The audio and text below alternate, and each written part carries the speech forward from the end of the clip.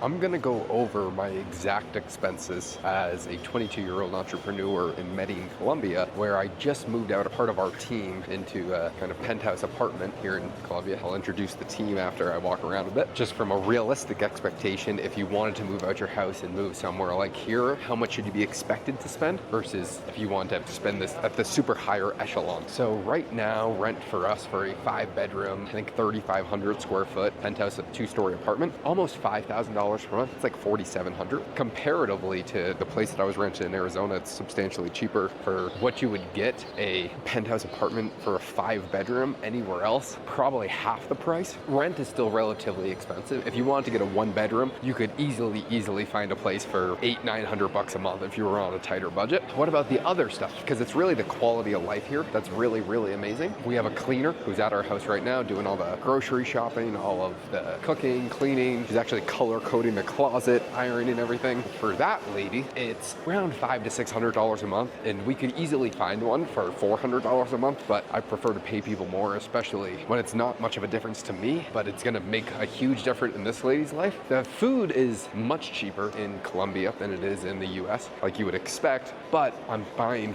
food for 5 people. That naturally makes it a lot more expensive. When there's 5 men that we're gonna be eating steak and mainly meats, and once or twice a week we'll be going to a very expensive, very high-end 5-star restaurant. So that really increases the prices. So if we go to a coffee shop, my realistic expenses on just food are $5,500 per month, but that's like food, beverage, if we go out drinking, so it'll probably be about $5,500 a month. Then on activities, if we take the helicopters to Guadalupe, which is this lake area, which we'll probably do once a month, just do some sort of fun excursion or whitewater rafting or some sort of fun excursions. $2,500 a month is probably what I'll be spending on that, because we want to do fun things, we want to go out, we want to just live a cool life. But if we were doing that in Arizona, like if we wanted to go rent like supercars and go on the track or something, like if we wanted to go racing, that would be just $2,500 for a day per person probably. So it's actually substantially cheaper to do really fun stuff. And gym memberships here, so much cheaper. I was spending like $500 a month for gym membership in the US, which unfortunately I still have to pay for. In comparison, it's like $20 a month for a really nice gym here. Everything, I'm probably going to be spending anywhere from $10,000 to $15,000 a month, especially if I travel, because at the end of this next month, I need to go to Houston for a weekend. I think after that, I have to go to St. Bart's. I don't have to go to St. Bart's, but it's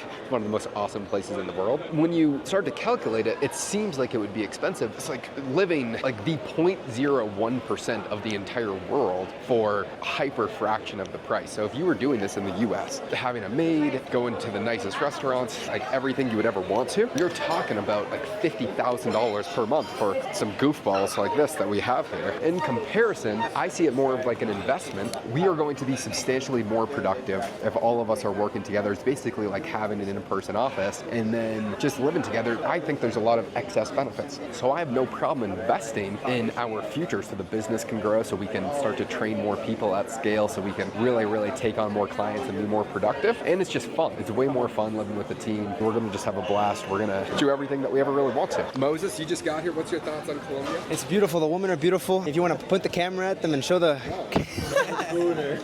My bad. No, it's fucking fantastic. I love it so far. The team's amazing. The views are fantastic. No complaints from me. On the contrary. PJ, we're back. Back in the shopping grounds. I haven't had coffee in a whole month. I was like, let me wait until I get back to the best coffee in the entire world. Here we are at Parmigiano, enjoying what is probably the best coffee in the entire world. I'm having a great time. Just saying, until we take the helicopters to Jardín, which is actually the best coffee in the entire world. You walk into this cafe and you just get fucking swarmed with this aroma of like, ooh, I can't wait. Absolutely pumped up. It's great to be back here. We are back. We are so back. And so what would it realistically cost someone if you were just like a solopreneur and you didn't want to have your team and you weren't going to go to the most expensive restaurants and be in the most expensive area? Because we're in like the Beverly Hills equivalent and going to the same quality restaurants and the same quality excursions. In comparison, we would be spending like 50 grand a month instead of 10 to 15. If someone just wanted to come out to Colombia and live more modestly, just live a normal life, you could could easily, if you were making $4,000 or $5,000 a month, you could actually live here and have an exceptionally high quality of life. You could have a maid,